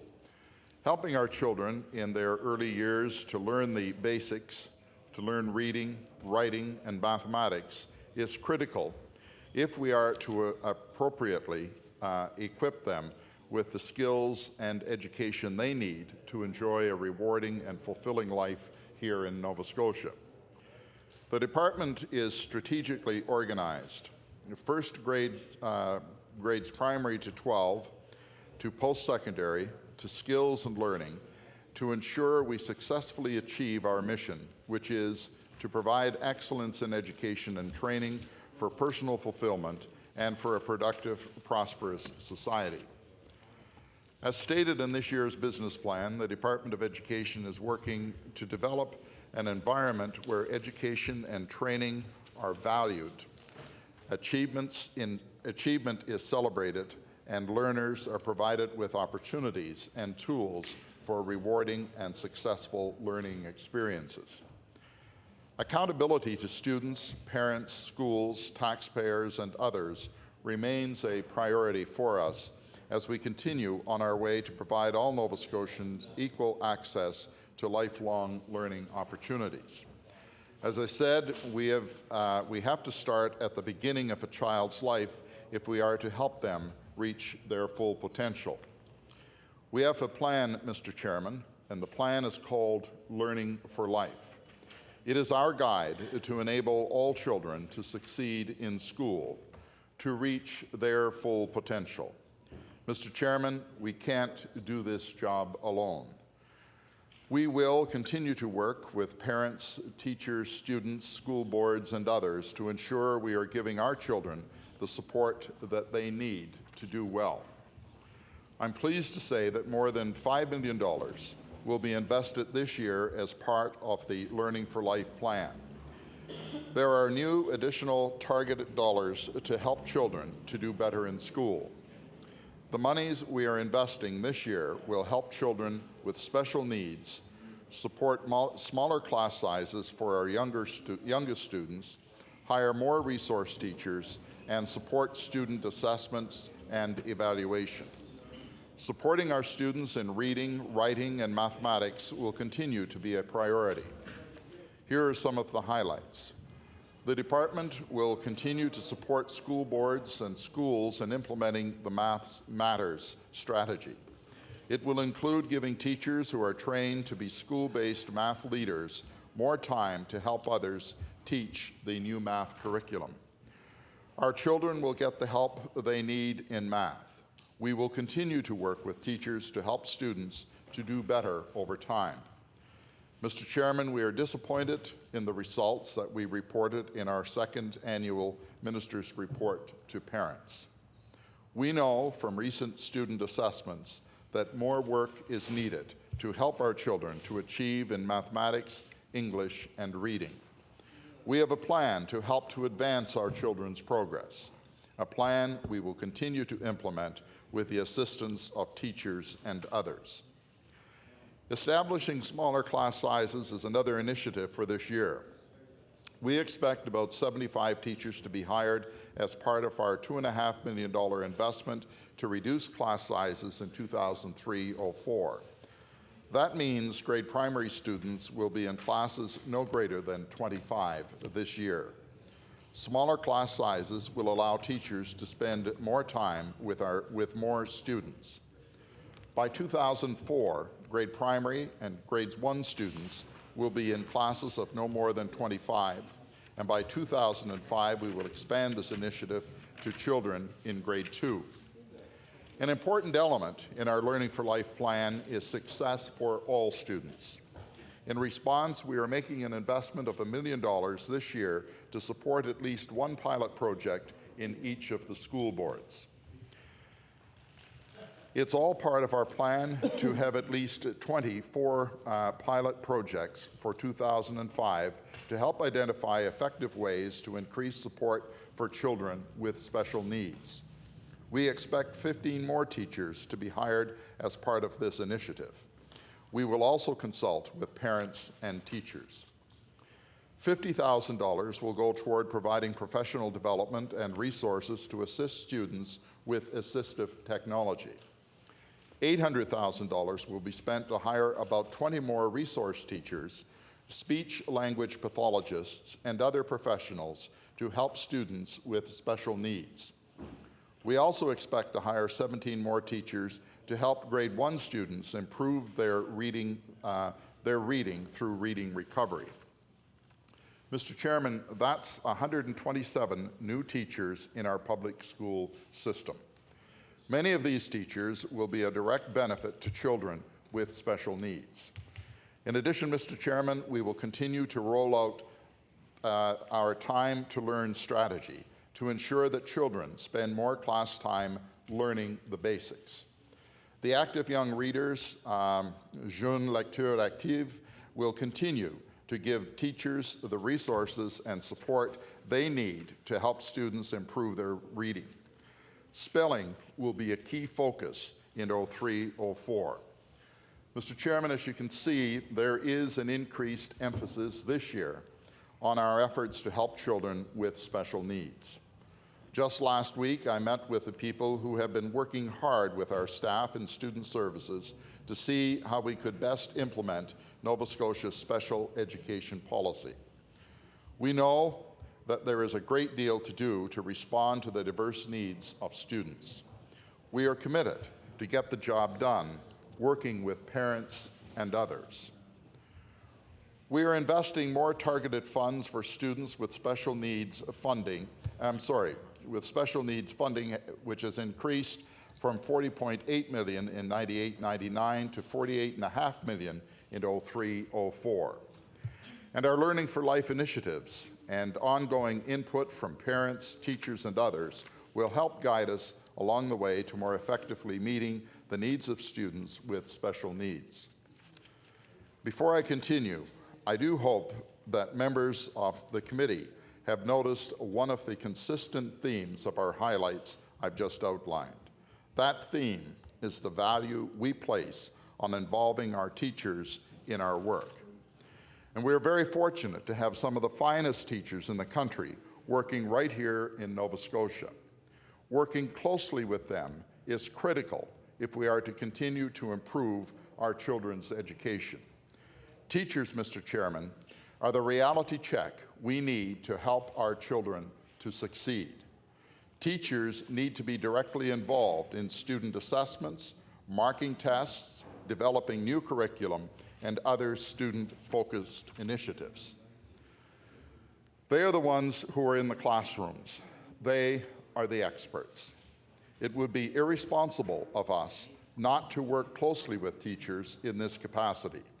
It would be a disservice to our children. The department's working relationship with teachers would seem rational for most people, Mr. Chairman. But from time to time, it seems that some members of the House continue to have something to say about the expenses that we pay for these teachers, such as accommodations, meal costs, when they come to work with us. But I'm sure, Mr. Chairman, upon reflection, that members would agree we do need the involvement of teachers.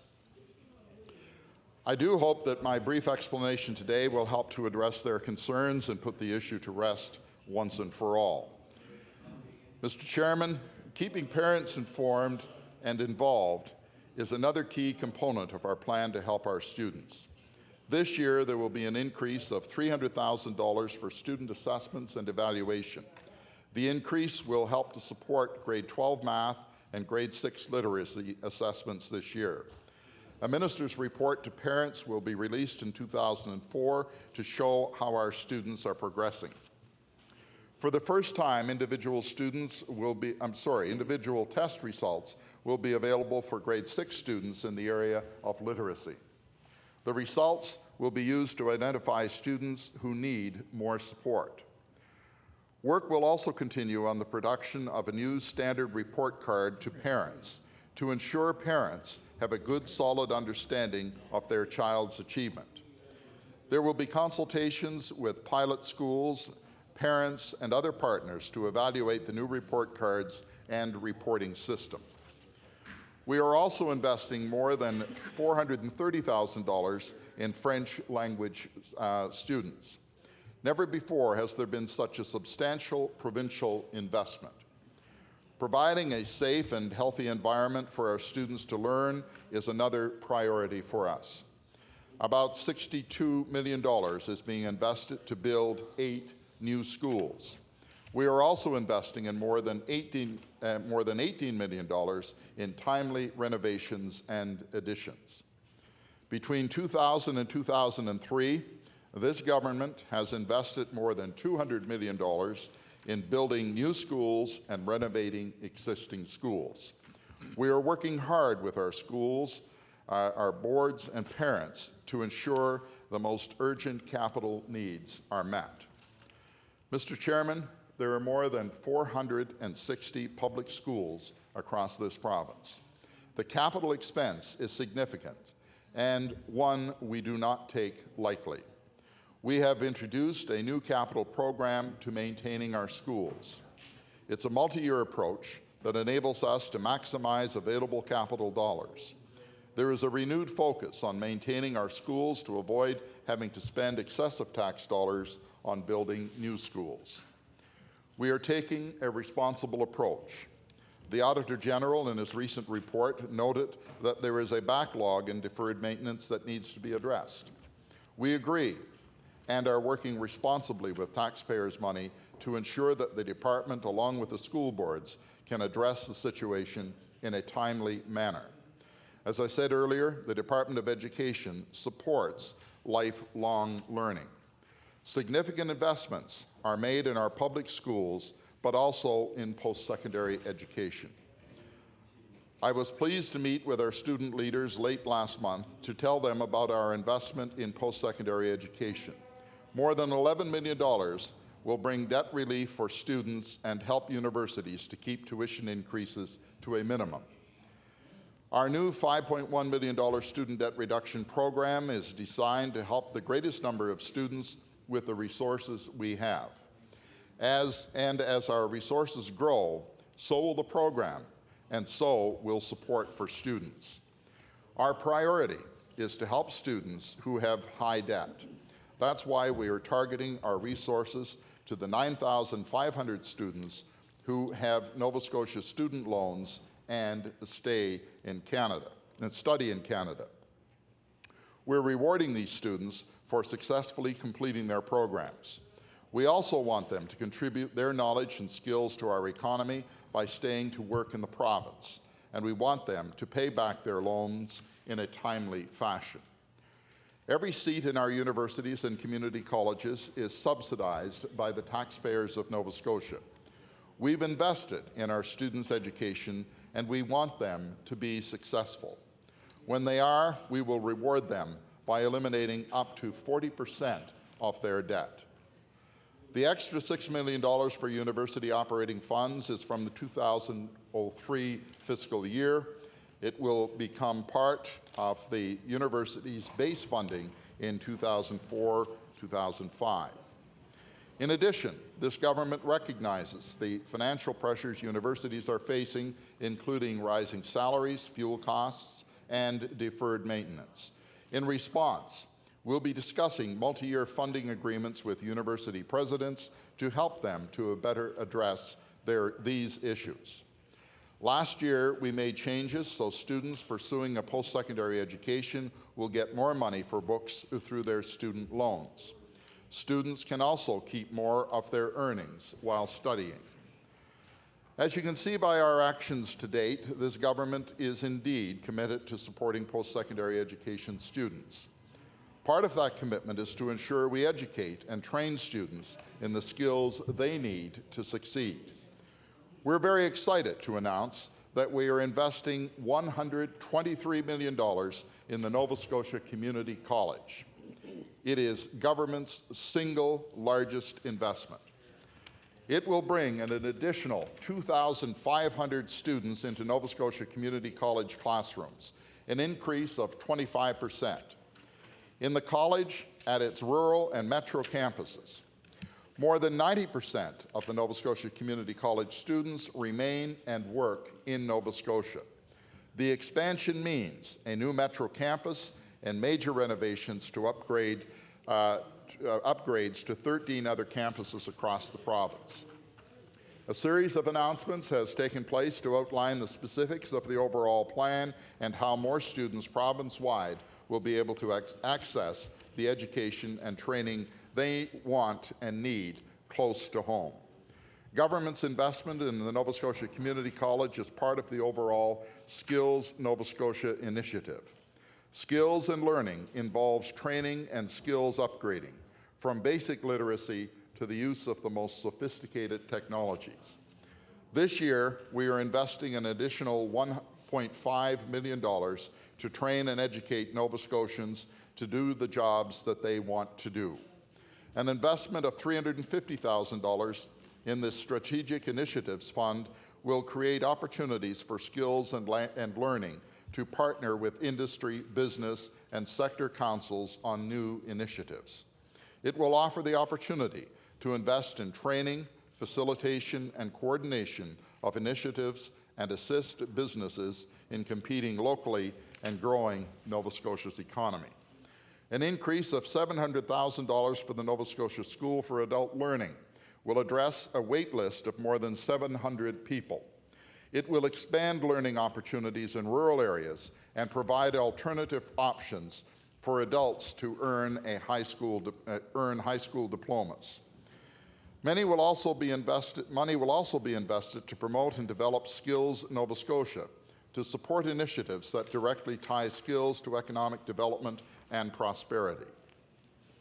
An increase in the labour market development activities will significantly increase the department's ability to partner with business, labour, and industry to address the skills and learning needs of the workforce in a way that positively impacts competitiveness and productivity.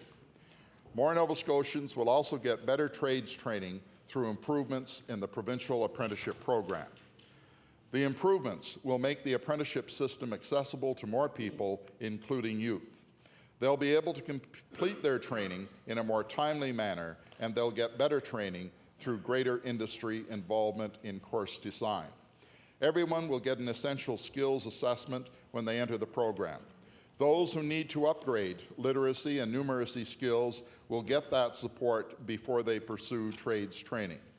Mr. Chairman, I am confident that the path we are following in grades primary to 12, post-secondary, and skills and learning will lead our students to a successful and prosperous future here in Nova Scotia. I began my comments acknowledging and thanking the hardworking staff of the Department of Education.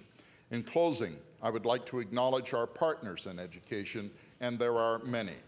Staff meet monthly with representatives of the school boards to ensure we are all heading in the right direction and doing the best job we can for our students. Teachers, as I mentioned previously, are an integral part of our planning process. Parents continue to challenge us, a challenge we welcome. We are fortunate to have the opportunity to work not only with these partners, but many others, including universities, colleges, and the labour, business, and industry sector. Providing a quality education is a shared responsibility. We all must continue to work together in the best interests of our children, their future, and the future of this province.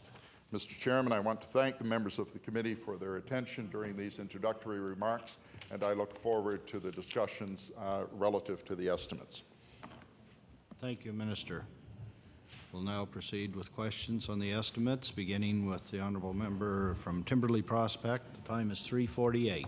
You have 1 hour.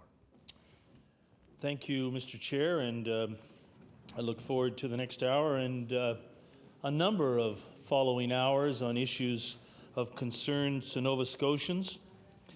As I'm sure the Minister knows, and I also welcome the members of his staff here with him today, I hear from many teachers from across this province on concerns with regards to education, and I'm going to bring some of them forward. I also hear from parents, particularly when it comes to some of the issues of curriculum, so I'm looking forward to a healthy exchange of ideas. I'm aware of the fact that I know that I'm expected to ask coffee questions. Perhaps we'll leave that to another time and another day. But I do want you to know that if you believe that coffee should be supplied at all meetings from now on, invite me to the meetings, because otherwise I believe we put our loonie in the jar so that we can have that share. However, let's get that one out of the way. Let's talk an issue of real concern to me, and that, of course, is the building of schools. Let's talk about buildings first, though. I would like to clarify, if you could for me, Mr. Minister, how you possibly get in and out of the Trademark building. Secondly, are there plans for any kind of continuing renovations to that maze? Furthermore, I know I've got a couple here together, if you wouldn't mind. Furthermore, is there a lease for the current building, and who's it with? Because I get confused, let alone getting a conducted tour to get into a particular conference room, but never leave me on my own trying to get out. Because there's that classic hit, I don't know from what year, but he rode forever, and it's the streets of Boston, and nothing to do with my favorite hockey team. I would consider that if there's any possibility to look at continuing renovations, that the Trademark building, in my view, is a disaster when it comes to floor plans. But the question was, are there renovations in place? Is there a lease? And who's the lease with?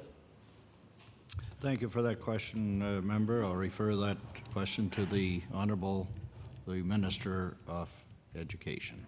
Well, thank you very much, Mr. Speaker, and I thank the Honourable Member for the question. When I first arrived there, I thought it was a scheme to get the Minister physically fit, because I climbed 4 flights of stairs in order to gain access to my office. And that's indeed, it's good for me physically, but it's not what you would call easy access.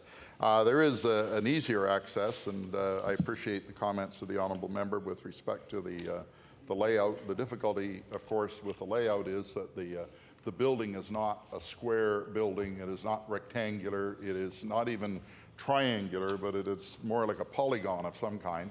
And I'm not sure how many sides there are to it, but I do know that I had to follow the jelly beans to find my way around for the first few days, and still managed to stop every once in a while to make sure that I have my bearings.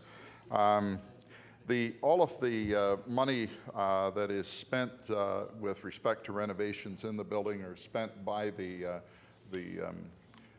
owner of the building. That's Halifax Developments, and that is the group that the lease is with. The expiry of the lease will be in August of 2004. I don't know if there are other questions that you had relative to that or not, but if there are, I'll gladly deal with them. Thank you, Minister. The Honourable Member from Timberley Prospect. Now, perhaps this should be clarified for myself, but I'm under the impression that the Atlantic shopping centres were involved in the lease. I was particularly interested in how much was the lease. I think it's of some concern, and I refer to this book on numerous occasions, but perhaps you could clarify for me in the supplements to public accounts that we refer to numerous times in this House. On page 45, it says a line item, Atlantic Shopping Centres Limited, $24,498.60. Can you clarify me for this particular line item on page 45 of the supplement to public accounts? Thank you, Member. The Honourable Minister of Education.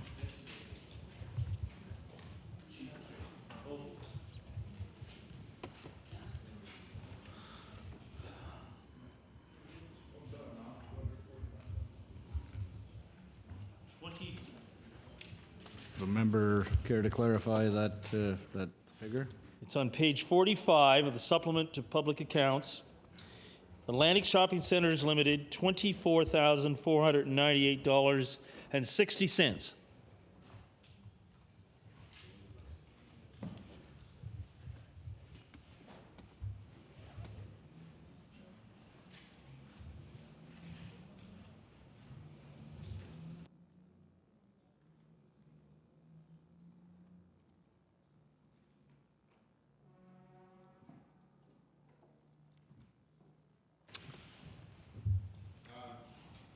Thank the honourable member for the question. We did find it. It's Atlantic Shopping Centres.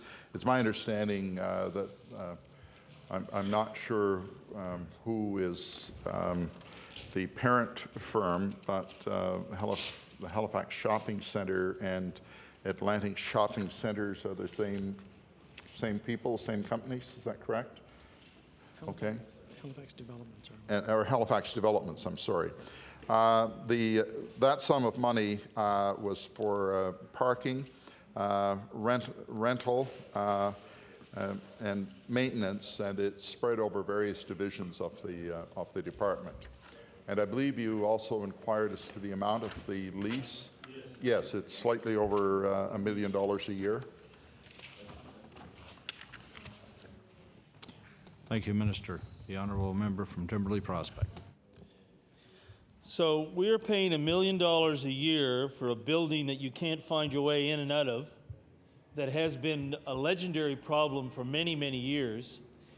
Do you consider that when the lease is up, and if you're currently in that position, or if this could happen, if I'm the Minister of Education, would you recommend that in the next year, when the lease is up, that lease be renewed? Thank you, member, for that question. I'll pass that on to the Minister of Education. I want to thank the honourable member for the question. It takes quite some time, of course, to prepare for a change of this magnitude, and of course, the normal process is to call for proposals. But before we can call for proposals, we have to do the planning that's required, and that planning is currently underway. And when did you say the proposal? Next month. Yeah, we're calling the proposal. Yeah, next month, that is in May month, we will be calling for proposals to find new or improved facilities, depending upon the proposals that come in. So, yes, we are planning for the end of the lease, and the answer to the second question, I can say that we are making a call for proposals. We, of course, would have to evaluate those proposals as they come in and make our decision on that basis. And I'm going to do my utmost to make sure that I'm the person that makes that final decision, Mr. Chairman. Thank you, Minister. The honourable member from Timberley Prospect. I want to return to this $24,498 that's listed on page 45. I'd like to have it clarified for me that I heard the word parking in that amount. And who exactly is that covering the parking of when it comes to that amount of money? $24,498.60 to the Atlantic Shopping Centers Limited. Thank you, member. Direct the question to the Honourable Minister of Education.